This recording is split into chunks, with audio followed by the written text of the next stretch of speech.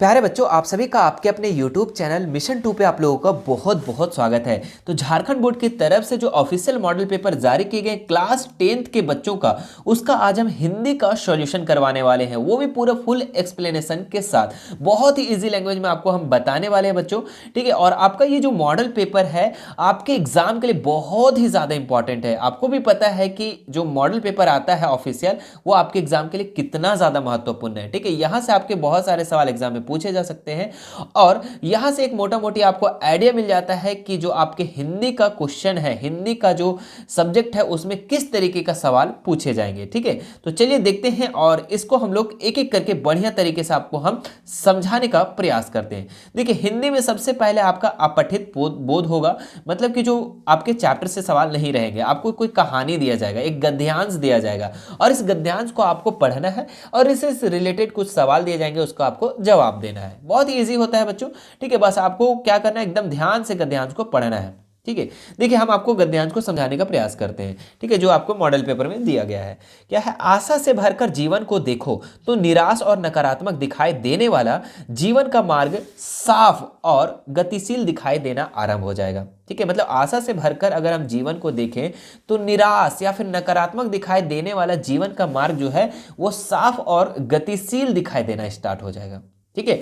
इसके लिए तुम्हें क्या करना होगा, ठीक है। इसका उत्तर है, तुम्हें केवल अनंत धैर्य, विश्वास और आशा से अपनी मंजिल की ओर देखना होगा, ठीक है। इसके लिए तुम्हें क्या करना होगा बच्चों, तो धैर्य रखना होगा, पेशेंस रखना होगा, विश्वास रखना होगा, ठीक है, आशा रखना होगा, ठीक है। और उसके बाद आपकी मंजिल की साइड देखना है। जैसे कि आपको मंजिल है कि आपको डॉक्टर बनना है, तो आपको ये चीज धैर्य रखना होगा, आपको पेशेंस रखना होगा, आपको विश्वास रखना होगा कि आप डॉक्टर जरूर बनेंगे, आपको आशा रखना होगा और अपनी मंजिल के साइड देखना होगा कि हम बनेंगे, जरूर एक दिन बनेंगे, ठीक है। आगे तुम्हें यह भी ध्यान रखना होगा कि जो आज नहीं हुआ वह कल होगा, ठीक है। तो आपको यह भी ध्यान रखना होगा कि चलो आज नहीं हुआ तो कल भी होगा। जब आप डॉक्टर बनने जाओगे, आप किसी तरीके से फेल कर जाओगे, कोई भी नीट वगैरह जो भी है उसमें फेल कर जाओगे, तो आपको आशा रखना होगा, आपको धैर्य रखना होगा, आपको पेशेंस रखना होगा, ठीक है, कि अगर आज नहीं हुआ तो कल होगा और कल नहीं हुआ तो परसों अवश्य होगा, जरूर हो जाएगा, ठीक है। ये चीज आपको रखना होगा, तुम्हारे प्रयत्न निष्फल नहीं जाएंगे। तो इस तरीके से आप अगर प्रैक्टिस करोगे, प्रयत्न करोगे, तो आप कभी निष्फल नहीं होगे, आपको फल जरूर मिलेगा, ठीक है। प्रतीक्षा और आशा जीवन के पथ के दो ऊंचे प्रकाश स्तंभ है। मतलब प्रतीक्षा, वेटिंग करना, और आशा, ये जो है जीवन का जो है ना, ये जीवन का खंभा है, ठीक है। इसलिए वेटिंग करना चाहिए, वेट करना चाहिए, है ना। हम लोग क्या करते हैं, पेशेंस रखते नहीं। आजकल किसी भी इंसान में पेशेंस नाम का कोई चीज ही नहीं, ये हट गया, खत्म हो गया, ठीक है। धैर्य है ही नहीं, ठीक है, खत्म, ठीक है। तो ये धैर्य रखना चाहिए, ठीक है। चलो आगे देखिए क्या लिखा हुआ है, चीजों को, परिस्थितियों को, अपने आसपास के व्यक्तियों को, उनके अंधेरे हिस्सों को मत देखो। मतलब कि सिचुएशन के अंधेरे साइड मत देखो, उसको नेगेटिव चीज को मत देखो, उसके नकारात्मक चीज को मत देखो, उसका पॉजिटिव को देखो। क्या देखो, उसका पॉजिटिव को देखो, ठीक है। वहां मत देखो जहां चीजें की स्थितियां कष्टपूर्ण और प्रतिकूल प्रतीत होती है। वैसा चीज को मत देखो कि वो बहुत ज्यादा हार्ड है, अरे ऐसा देखो कि वो इजी कैसे है, ठीक है। तो नेगेटिव मत सोचना है, पॉजिटिव सोचना है। ये कैसे नहीं होगा, बिल्कुल मेरे से होगा, अगर उससे हो सकता है तो मेरे से क्यों नहीं होगा, ठीक है। हर किसी के उज्जवल और प्रकाशमान पक्ष को खोजो। मतलब कि हर किसी चीज का उज्जवल चीज खोजो, प्रकाशमान खोजो कि वो कैसे कर ले इस चीज को, है ना। घने कांटों के बीच खिले छोटे से फूल को प्रेम के साथ देखने से कांटे दिखाई ही नहीं देंगे।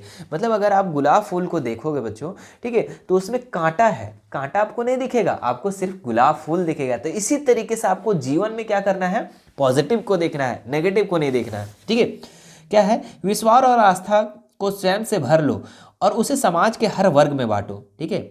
इसमें से किसी प्रकार की कंजूसी मत करो। जो भी है बच्चों, आस्था, विश्वास, ये अपने समाज में बांटो, इसमें कंजूसी नहीं करना है, ठीक है। जिन्हें आशा, विश्वास, सहायता, सहयोग और संतावना, ठीक है, संतावना की आवश्यकता है, तो जिन्हें आशा की आवश्यकता है, संतावना की आवश्यकता है, तो उन्हें जरूर दो संतावना कि बिल्कुल बाबू होगा तुमसे। जैसे कि आपके पापा क्या करते हैं, आपको संतावना देते हैं कि अगर किसी भी तरीके से आप 9th क्लास में फेल कर गए या 10th में फेल कर गए या 8 में फेल कर गए, तो आपको संतावना दिया जाता है घर से कि नहीं बाबू, अगले बार करोगे, अगले बार पास कर जाओगे, ठीक है, तो इस तरीके से, तो जिनका अगर संतावना की जरूरत है तो उसे संतावना दो, उन्हें बिना किसी स्वार्थ और द्वेष की भावना ने इन्हें बांट दो। अब तुम देखोगे कि समाज के बीच आशा और विश्वास में वृद्धि हो रही है।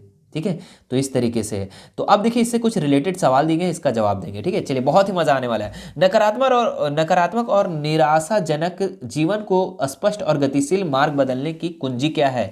तो क्या है, आपको क्या बताएं? धैर्य, विश्वास और आशा, यही इसका कुंजी है बच्चों, यही इसका चाबी है। ठीक है, नकारात्मक और निराशाजनक जीवन को स्पष्ट और गतिशील बनाने का मार्ग यही है, धैर्य रखना, विश्वास रखना, आशा रखना। ऑप्शन नंबर 20 का राइट हो जाएगा। धैर्य और विश्वास की महत्ता के बारे में क्या सुझाव दिया गया है? तो धैर्य और विश्वास के इंपॉर्टेंट का क्या सुझाव दिया गया? ये जीवन की अनावश्यक है, गलत। ये तो आवश्यक है ना। ये सफलता के लिए हानिकारक है ना, ये भी गलत। ये अपने लक्ष्य को प्राप्त करने के लिए आवश्यक है, बिल्कुल। ऑप्शन नंबर सी इसका बिल्कुल राइट हो जाएगा। ठीक है, धैर्य और विश्वास जो है ये अपने लक्ष्य को प्राप्त करने के लिए आवश्यक है। चलिए आगे देखते हैं हम लोग, क्या है नेक्स्ट सवाल। तीसरा नंबर देखिए, यहां से लिखा हुआ है, चीजों और परिस्थितियों को अपने चारों ओर के लोगों को कैसे देखना चाहिए? मतलब चीजों को, परिस्थितियों, सिचुएशन को अपने चारों ओर कैसा देखना चाहिए? तो उसे किस रूप में देखना चाहिए बच्चों? ठीक है, तो उसे हमेशा उज्जवल और सकारात्मक पहलुओं के रूप में देखना चाहिए। ठीक है, तो ऑप्शन नंबर डी इसका राइट हो जाएगा। ठीक है, अगर परिस्थिति खराब है, सिचुएशन खराब है, तो उसे घृणा नहीं करना चाहिए, उसे संदेश से नहीं देखना चाहिए, उसे क्रोध से नहीं देखना चाहिए, उसे कैसे देखना चाहिए? तो उज्जवल और सकारात्मक, पॉजिटिव तरीके से देखना चाहिए। चलिए आगे देखते हैं हम लोग 4 नंबर सवाल, किस उपमा का उपयोग चुनौतीपूर्ण स्थितियों में सकारात्मक देखने की महत्ता को जताने के लिए कहा गया है? तो किस उपमा में उपयोग चुनौतीपूर्ण स्थितियों के सकारात्मक देखने के लिए महत्ता को जताने के लिए क्या है बच्चों? तो अंधकार को एक देश के रूप में ग्रहण करना, एक दोस्त के रूप में। अंधकार जो है ना, जैसे कि अगर कोई नेगेटिव चीज है तो उसको आप दोस्त समझो। ठीक है, उसको नेगेटिव सोच करके इग्नोर मत करो। ठीक है, उसको क्या, दोस्त के रूप में ग्रहण करना। ऑप्शन नंबर सी इसका राइट हो जाएगा। प्रस्तुत गद्यांश के लिए उपयुक्त शीर्षक का चुनाव करें। जो उपयुक्त, जो बच्चों आपका गद्यांश दिया हुआ उसका आप क्या शीर्षक रखना चाहोगे? तो सिंपल सी बात है, सकारात्मक का मार्ग, आशा और विश्वास। ये बहुत अच्छा ही इसका ये है। ठीक है, तो ऑप्शन नंबर डी इसका राइट हो जाएगा। चलिए अब यहां से क्या है, आपको हिंदी में एक पद्यांश दिया रहेगा जो कि आपके बुक से नहीं रहेंगे। ठीक है, उस बाहर से रहेंगे। ठीक है, अब देखो ये पद्यांश को पढ़ना और इससे रिलेटेड कुछ जवाब देना। ठीक है, पढ़े।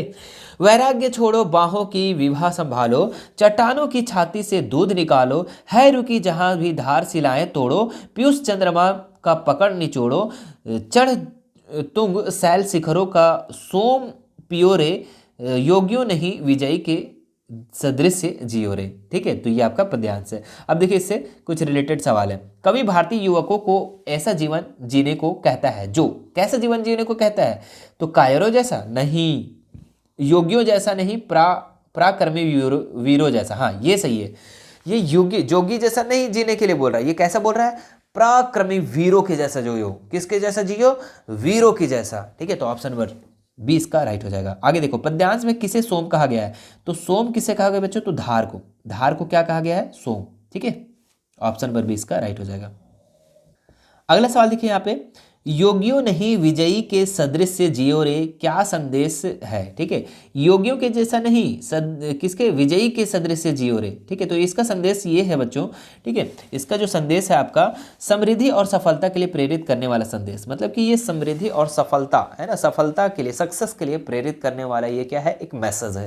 ठीक है, ऑप्शन नंबर 20 का राइट हो जाएगा। चलिए आगे देखिए, इस पद्यांश में कैसा जीवन का सहारा दिया गया है? ठीक है, तो कैसा सहारा गया बच्चों? तो इसमें आपका योगी, वैरागी, विजयी, कायर। तो इसका जो राइट आंसर रहेगा विजयी। ठीक है, तो इस पद्यांश में कैसे जीवन का सहारा दिया गया? तो ये आपका विजयी। आगे देखते हैं हम लोग, इस कविता का मूल स्वर क्या है? तो इसमें आपका क्या है? प्रकृति नहीं, ये प्रकृति नहीं है। प्रेम है इसमें? नहीं है। आह्वान है बच्चों। कैसा है? आह्वान। ऑप्शन नंबर सी इसका राइट हो जाएगा। चलिए आगे देखते हैं हम लोग, क्या है, इनमें से किस वाक्य में अकर्मक क्रिया है? देखिए यहां से आपको कुछ ग्रामर सवाल पूछे जाएंगे आपका 11 नंबर से। ठीक है, अकर्मक क्रिया। अकर्मक क्रिया वैसे क्रिया को कहते हैं जिसमें कर्म ना हो, जिसमें ऑब्जेक्ट ना हो। ठीक है, तो सोनम गाना गाती है। ठीक है, तो इसमें तो गाना क्या है? ये इसमें कर्म हो गया, तो ये नहीं होगा। अमन किताब पढ़ता है, किताब इसमें क्या हो गया? बुक आपका ऑब्जेक्ट हो गया, कर्म हो गया, तो ये भी नहीं होगा। मोहन सो रहा है, ये बच्चों आपका अकर्मक क्रिया है, क्योंकि इसमें कर्म नहीं है, मोहन सिर्फ सो रहा है। ठीक है, ऑप्शन नंबर सी इसका राइट हो जाएगा। चलिए आगे देखिए, कौन सा वाक्य सकर्मक क्रिया का उदाहरण है? सकर्मक क्रिया मतलब कि जिसमें कर्म हो। ठीक है, बच्चा रोता है, इसमें तो कर्म है ही नहीं, कट गया। लड़का हंसता है, ये भी नहीं है। सीता खाना खाती है, खाना, खाना जो है बच्चों आपका, ये आपका क्या है, सकर्मक। क्यों, यहाँ पे आपका कर्म लगा हुआ है। ऑप्शन नंबर सी इसका राइट हो जाएगा। जलद का अनेकार्थी कौन है? तो जलद को हम लोग बादल भी कहते हैं, याद रखिएगा। ऑप्शन नंबर डी इसका राइट हो जाएगा। दो पदों या शब्दों के मेल से बना तीसरा पद क्या कहलाता है? तो दो पदों या के शब्दों से मेल बना उसको हम लोग समास कहते हैं बच्चों। क्या कहते हैं? समास। ऑप्शन नंबर बी इसका राइट हो जाएगा। चलिए आगे देखते हैं नेक्स्ट सवाल। यथासंभव कौन सा समास है? तो यथासंभव जो है ना बच्चों, ये अव्यय भाव समास है। कैसा समास है? अव्यय भाव। ऑप्शन नंबर ए इसका राइट हो जाएगा। नीला है जो कमल, नील कमल किस समास का विग्रह है? तो नीला है जो कमल किस का है? तो ये आपका तत्पुरुष कर्मधारय अव्यय भाव बहुव्रीहि। तो इसका जो राइट आंसर हो जाएगा बच्चों आप लोगों का ऑप्शन नंबर बी कर्मधारय। क्या है? कर्मधारय। आगे देखिए 17 नंबर सवाल। जब वर्षा होती है तब मोर नाचने लगते हैं। रचना के आधार पर वाक्य के भेद बताएं। सरल वाक्य, संयुक्त वाक्य, मिश्र वाक्य, उपवाक्य। तो जब वर्षा होती है तब मोर नाचने लगते हैं। जब वर्षा होती है तब मोर नाचने लगते हैं, इसका मतलब ये मिश्र वाक्य है। ये दोनों वाक्यों का मिश्रण है बच्चों। ठीक है, जब वर्षा होती है तभी मोर नाचने लगता है, तो ये मिश्र वाक्य है। ऑप्शन नंबर सी इसका राइट हो जाएगा।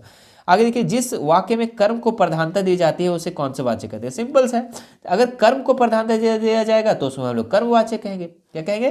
कर्मवाच्य। और जिसमें कर्ता को प्रधानता दिया जाएगा उसको हम लोग क्या कहेंगे? तो कर्तृवाच्य कहेंगे। ठीक है, याद रखिएगा, कर्म की प्रधानता दिया जाएगा तो कर्मवाच्य, कर्ता को दिया जाएगा तो कर्तृवाच्य। बालक, बालक चांद डैश देख रहा है। तो किधर देख रहा है बच्चों? क्या देख रहा है, क्यों देख रहा है, कैसे देख रहा है? की ओर देख रहा है। तो बालक चांद की ओर देख रहा है। ऑप्शन नंबर ए इसका राइट हो जाएगा। कितना आसान आसान सवाल है, एकदम लॉलीपॉप लॉलीपॉप सवाल है। क्या है? निम्न में कौन सा शब्द समुच्चय बोधक अव्यय है? तो समुच्चय बोधक, समुच्चय बोधक बच्चा। ठीक है, तो समुच्चय बोधक इसमें क्या हो जाएगा? अथवा। अथवा जो है बच्चों ये आपका समुच्चय बोधक है। अथवा हो गया, वाह हो गया, या हो गया, ये सब आपका समुच्चय बोधक में हो जाएगा।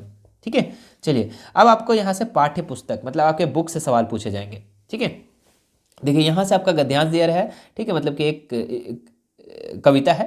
क्या है? उधो उधो तुम अति बड़भागी अप्रस रहत सने।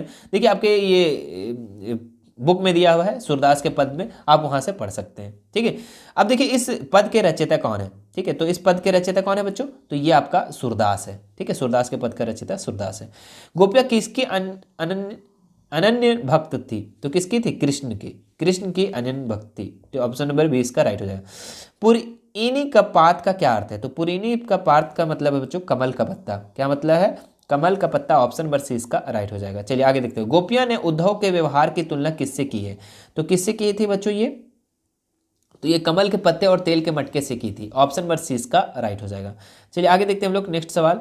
देखिए प्रस्तुत गद्यांश, यहाँ पे आपका गद्यांश दिया रहा है। ठीक है, जो कि आपके बुक से है। ठीक है, इससे रिलेटेड कुछ सवाल है, आपका जवाब देना है। चलिए आप यहाँ पे आप इसको पढ़ सकते हैं, कोई दिक्कत वाली बात नहीं है। भाल गोविंद भगत की संगीत साधना चरम उत्कर्ष उस दिन देखा गया जिस दिन उसका बेटा मरा। इकलौता बेटा था, वह कुछ सुस्त और बोधा सा था, किंतु इसी कारण से बाल गोविंद भगत उसे और भी मानते। उनकी समझ में ऐसे आमदनी। ठीक है, आप इस कहानी को तो पढ़ ही लिए होंगे, टेंशन नहीं है। ठीक है, अब इससे हम कुछ सवाल है उसका जवाब देखते हैं हम लोग। क्या है? बेटे के मरने के बाद बाल गोविंद भगत क्या कर रहे थे? तो वो गा रहे थे बच्चों। क्या कर रहे थे? गा रहे थे। ऑप्शन नंबर 20 का राइट हो जाएगा। भगत जी का बेटा कैसा था? तो वो सुस्त और बोधा जैसा था। सुस्त और बोधा था, मंद बुद्धि वाला था। ऑप्शन नंबर डी इसका राइट हो जाएगा।